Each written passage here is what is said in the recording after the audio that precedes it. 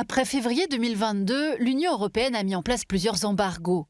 Sur le charbon et le pétrole russe, sur l'or, fermeture de l'espace aérien européen aux avions russes, fermeture des routes et des ports, interdiction pour les 27 d'exporter des technologies de pointe, des produits de luxe ou des armes vers la Russie.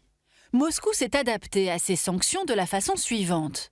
D'abord en dopant sa croissance grâce à son industrie de défense qui tourne aujourd'hui à plein régime, mais aussi en contournant les sanctions occidentales, notamment avec une flotte de cargos fantômes qui transportent les hydrocarbures russes sous pavillon étranger. Par ailleurs, la Russie a réussi à trouver de nouveaux débouchés avec la Chine et l'Inde, devenus ses principaux clients. Dès 2023, 58% des exportations de pétrole russe ont été dirigées vers les deux géants asiatiques. La Russie s'est donc adaptée aux sanctions, cependant, elles ne sont pas sans effet. La perte du marché européen est considérable. En août 2023, l'UE n'achetait plus que 1,7 million de tonnes de pétrole à la Russie, alors qu'elle en importait près de 10 fois plus en août 2021, soit 14,9 millions.